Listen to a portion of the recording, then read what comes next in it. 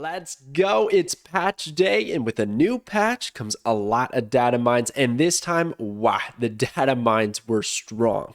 I'm going to break this into two videos because it would just take way too long to do it in one video, so I'll give you guys two and you can kind of digest. You can look at the October cards, and then in the separate video, I'm going to have November's data mined cards because we have so much information to get through. I am so stoked. There's really exciting cards, amazing variants, and at the end of each of these videos, I'm going to have a full Spotlight cache release schedule for you guys, October and November. And I think this is one of the most important pieces of information that you can have in Marvel Snap, because cards are expensive. It takes so much resources to build up to just get one card. So if you know the cards that are coming out in a month or 2 months from now, then you can save your resources for when you want to pick up that card, and it's going to be different for everyone. So don't fall under the hype. Look at what you like, decide if that card's for you, and save up for it. Starting it off, we have ELSA BLOODSTONE. So she's going to be the Season Pass card of October, and she has been drastically changed. She was previously a 1/1 with a really terrible ability, and now she's a 2/2. If you play another card to fill a location,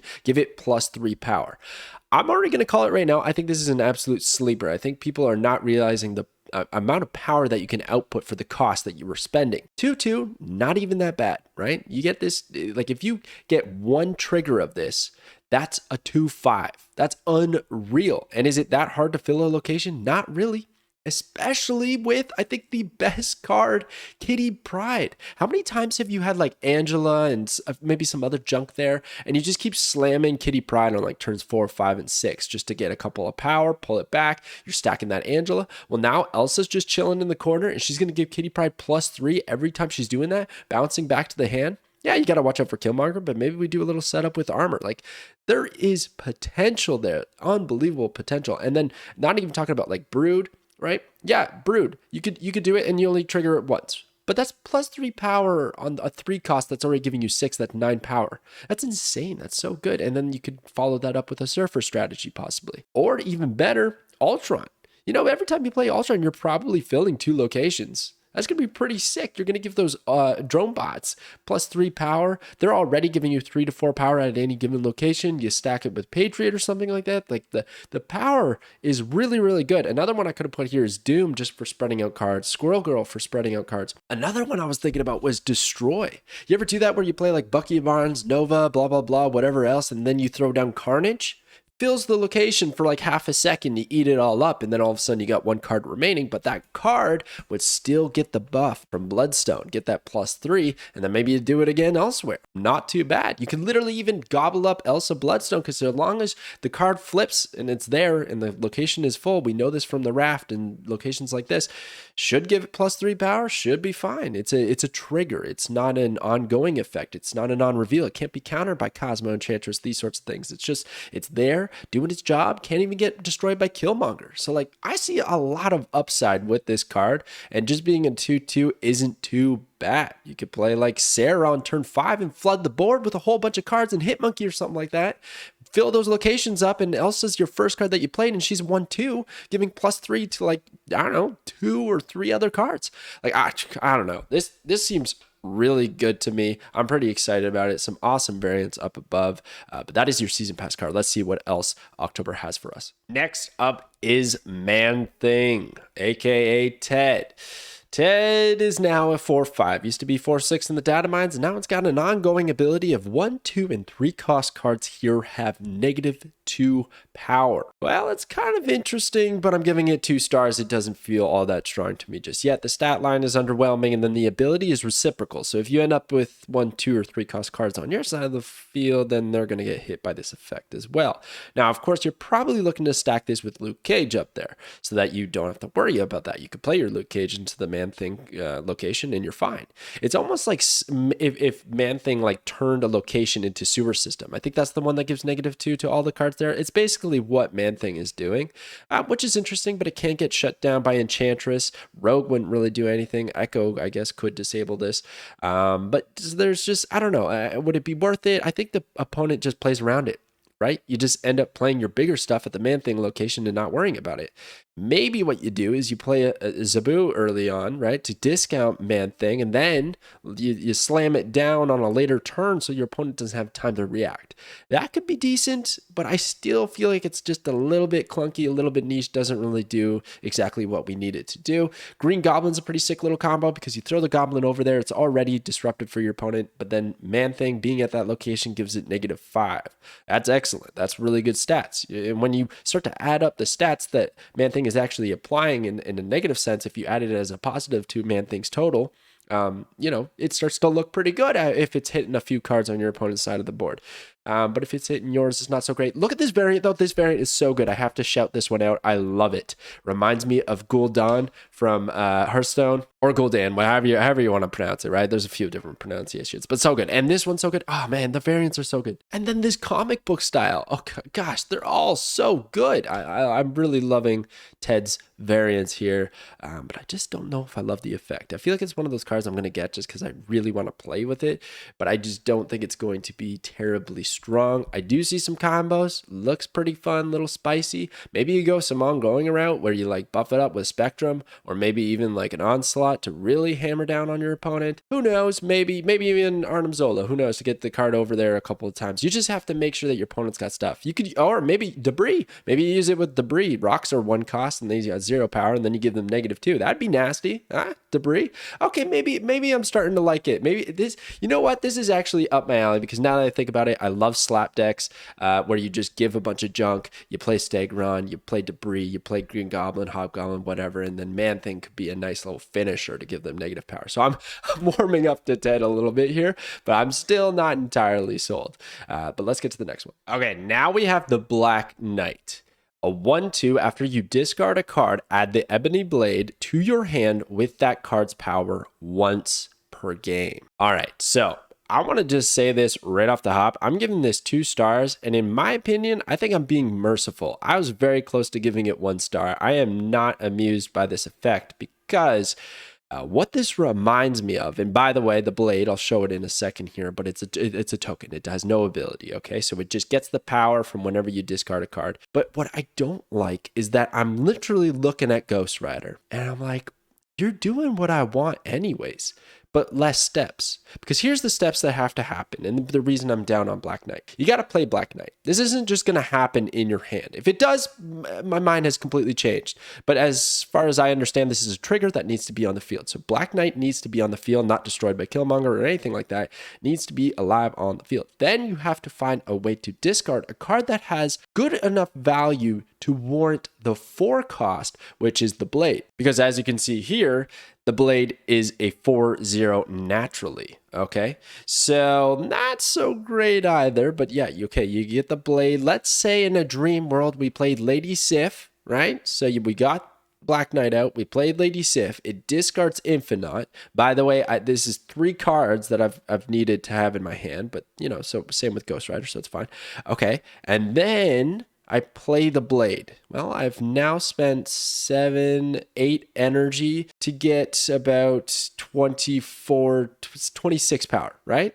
That's pretty good. There's no denying that that's pretty good. And the reason I give it 2 stars is because I asked my Bearverse, I was like, how is this any good? And they were like, oh, well, you could also use Ghost Rider afterwards, and then you bring back the Infinite, and then you got like 2 20s out there. And it's like, yeah, okay, maybe. I just feel like there's just too many steps. I would rather just play Lady Sif Ghost Rider and just like leave the Infinite in the hand, and then I'm only paying, what is that? I end up only paying 7 energy, for even more power, I do believe, because the Ghost Rider has 3. So it's just like, I just feel like that's the better route. And then also just in general, I feel like we could have done cooler things with this card rather than like have another Ghost Rider type effect. I don't know. It's just a bit disappointing for me. The variants are so good. The Blade looks good. The card looks all right. I mean, you can't discount the Blade with Sabu, so that's another thing, but I don't know. When do you really want to do that? Like, I don't know if it's going to end up being all that worth it, but I could be wrong. And then the other side of things is like, what else are you discarding? Because Lady Sif is like the only card to reliably discard something with high power. Otherwise, you're like looking at something random with like Hellcow. MODOK, it's like the first one it hits. So I guess the card that's furthest to the left would probably get discarded and then give the Blade a bunch of power.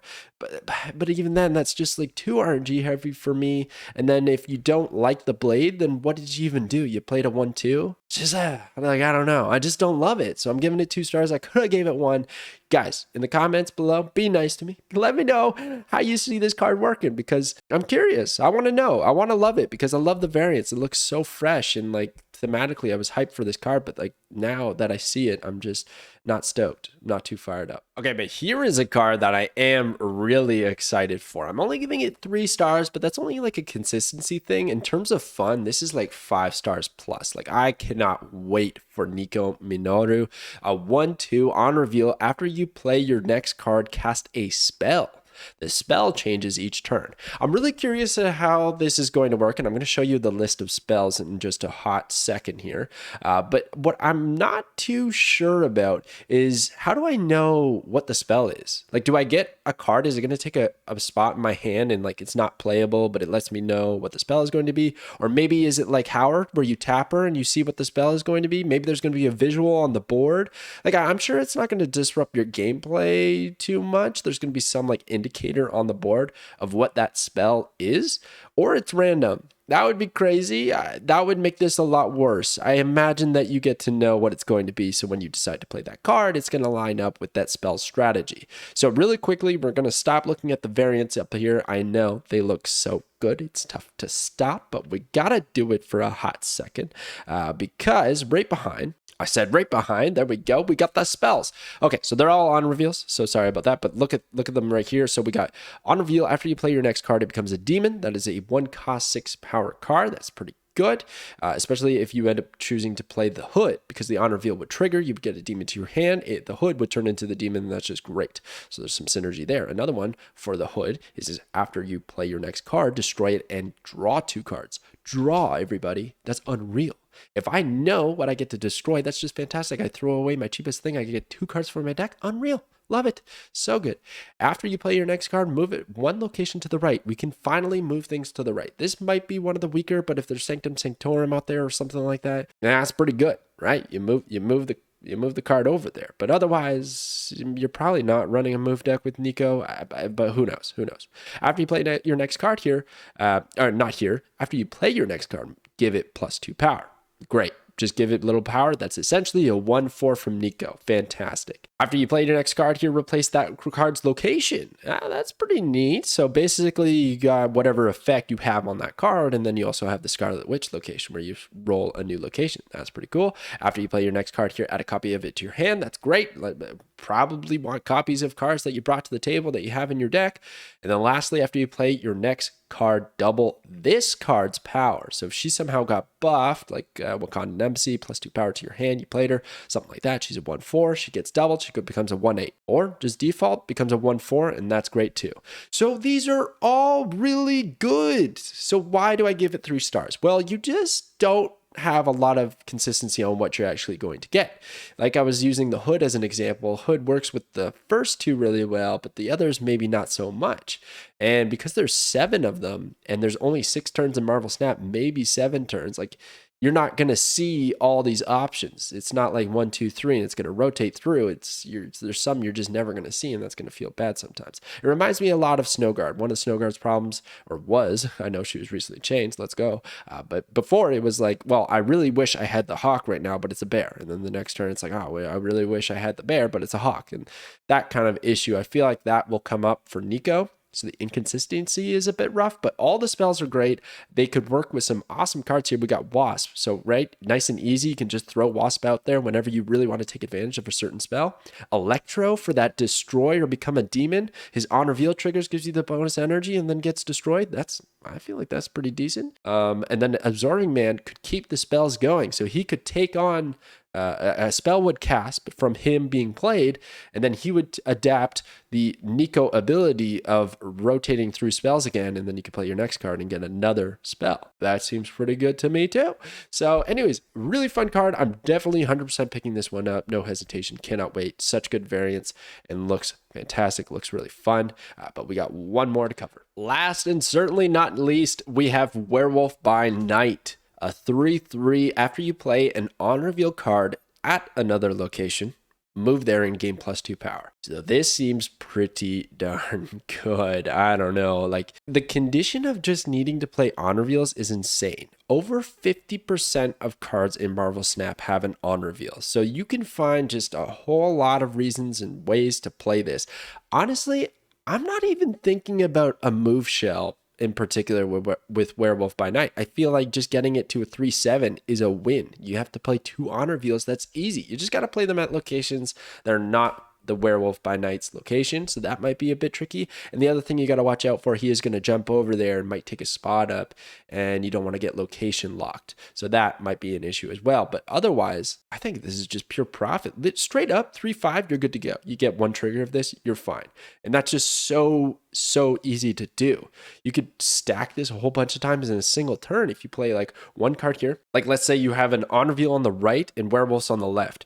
Werewolf jumps over, gets the +2, and then you have on the left side, you have another on reveal. It triggers. He'll jump again in the same turn. That's +4 power, and he's just back where he started. Unreal. So the stacking potential here is insane. It's a trigger once again. It is not an on reveal. It's not an ongoing effect. It is just going to occur. He cannot be destroyed. He's a 3 cost, so you don't even have to worry about much. In fact, you can buff it with Surfer. I think there's a Surfer move package here brewing with Spider-Man already. We kind of seen that. I think this just gets crazier and crazier and crazier. You can throw in Kraven, because why not? Just for those, like, kind of how you throw in Silk with Kraven kind of sort of thing. You're moving things around anyways. You just got to watch out about getting location locked. And I think if this was really popping off, a deck like this was popping off, you start throwing goblins in your deck and debris and stuff and just clog your opponent's lanes. But otherwise, I think this is pretty sick. This looks really fun. So honestly, when I look back at these cards, I'm excited about the Season Pass card in ELSA. I'm excited about Werewolf by Night, and I'm excited about Nico. And I'm probably gonna get the Manthing. I don't know. I'm always so excited in Datamined, guys. It gets me so fired up. So definitely snap subscribed if you're not subscribed, because I cover these right away. I'm the first to do it. We go for it because I want to keep you guys informed. But speaking of being informed, let's look at the Spotlight Cash schedule for October. All right, so there we go. So definitely take a screenshot or something so you have this on hand. Or I mean, there's a lot of locations like Snap.fan or Marvel Snapstone. Like, there's a bunch of places where you can find this sort of information. I posted it on my Twitter so people can just download it. I like having it on my phone, so when a new week is rolling over, or there's the next week after, I like to just look and be like, okay, how much do I vibe with these variants, this card? How much does it cost? What's the tokens? And then I look at the next week and I'm like, okay, but I kind of like that better, and then I save up for that. When I do look at these, though, there's a few things that stand out to me. First of all, the second week of October looks pretty fire, because that is 3 Series 5 cards. Man-Thing is going to be a Series 5. In fact, all October cards are Series 5. That kind of hurts my soul. I really feel like they have to put at least one. Just at least one. But regardless, they're all going to be Series 5. I'm tempted for the Man-Thing week because I really like that variant. My goodness. And then also I don't own Silver Samurai and Lady Deathstrike. So that looks pretty juicy if you passed on those last month. A nice, quick, easy way to try and pick those up. And then the Nico Minoru, the Kitty Pride variant looks so good. Like, I'm down for that. And the Werewolf by Night, that Werewolf by Night variant right there is pretty fire as well. But anyways, there you go. Give you guys a little bit of idea of maybe what you want to save up for. Let me know which cards you're interested in, and stay tuned. I've got November coming up soon, so snap subscribe, don't miss out, and I will catch you guys next time.